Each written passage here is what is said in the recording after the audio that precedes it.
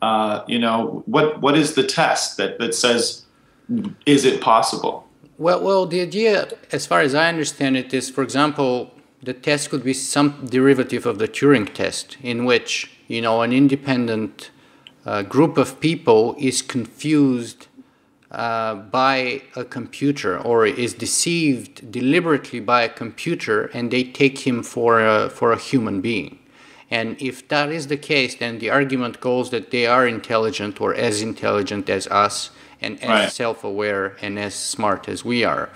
And right, from then on, when you extrapolate things like Moore's law and accelerated, speed and development of processing power, then a few right, years after that, once they catch up with us, they would be a few years after many, many times smarter than us, because obviously technology advances much faster than biological evolution.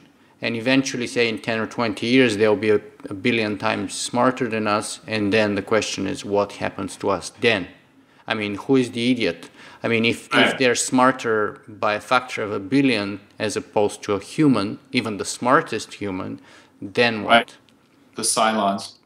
Well, I will tell you this: my bank machine humiliated me last week. So, So it may be yeah. happening. So I do think it's possible. Yeah, of course. The question is, what will that intelligence be? Will it actually? And then I think what's interesting is it becomes more philosophy after a while. And even like some of the popular science fiction shows get into this when they're looking at it carefully. And it's like, what is consciousness? I did a documentary series called Supernatural Investigator, and then you start talking with physicists and philosophers and psychics and people like this, like what is consciousness? So will they become conscious? Maybe not in our version of consciousness, but there's all kinds of. This is where it gets weird. Like, are we in a different dimension when we're dreaming, or is it just we're asleep? These are like valid questions. Well, they're philosophical questions for as long as they're kind of far off into the future, but they'll be very practical questions the closer they come to us. So let me give you an example. For Right. example, do you consider your eye to be a part of you, your artificial eye to be a part of you, or an addition of a sort? It's like a pair of glasses or a shirt. Because the question comes, say, when we replace, where do we draw the line, right? If you replace one eye, you're still human. If you replace two eyes, then what happens? What happens if you replace two eyes and both of your hands? What happens Right. if you also replace your legs? What about if you put an artificial heart? And Yeah. finally, the biggest question is, of course, what about when we start actually replacing parts of the brain? So where do we draw the Yeah. line? Where do we lose our humanity and we become machines?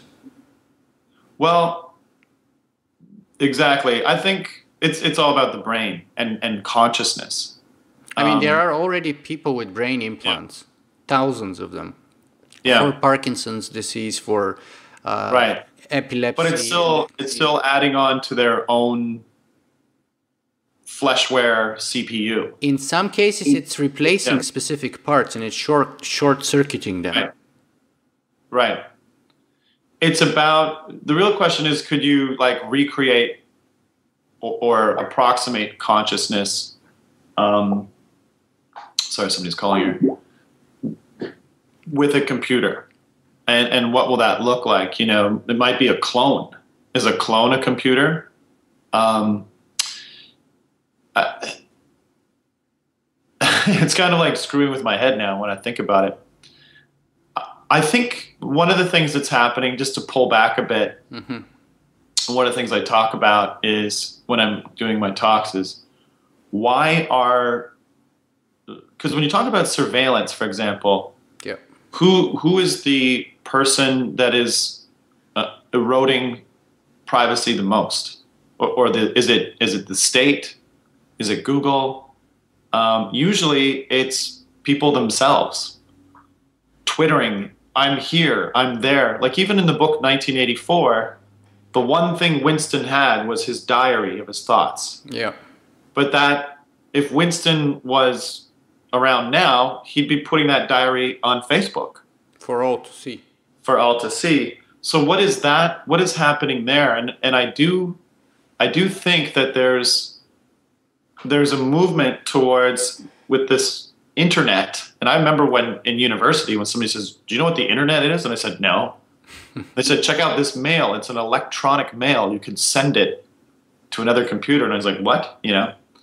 But this internet, it's like a collective digital consciousness. We're all contributing to it. And I think in the same way that you want to have sex with somebody, it's evolutionary psychology. Like you're compelled to put as much of you into the world as possible. That's why you want to have sex.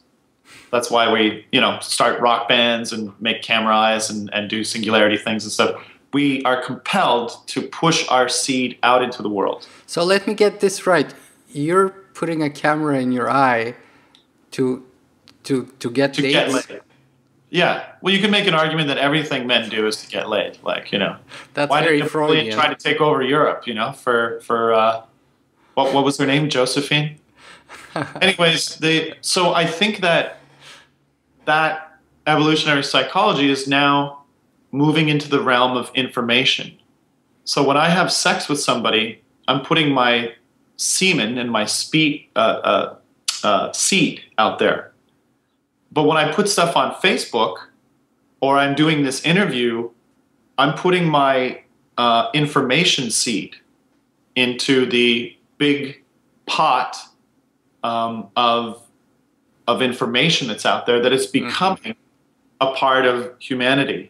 And I think that the internet and humanity are the internet just being all digital consciousness. Digital and the analog meeting together. Yeah. Like the internet is kind of like, it's this big giant collective consciousness that's slowly moving towards land. It's coming out of the sea. It's its own thing. I mean, it's potentially Skynet, right? Mm-hmm. And I think I'm not exactly sure what's going to happen, but I think there's a reason why human beings are pushing so hard with their information. They feel compelled that I need to say I just had lunch today on Facebook, because then I'm out there. It's almost sexual. Mm-hmm. So I'm not exactly, and a lot of people think, oh, they just want to be Paris Hilton, but I think that's too easy. I think people have a legitimate need to contribute part of who they are into this new human partner that is the internet, that's kind of all of us together.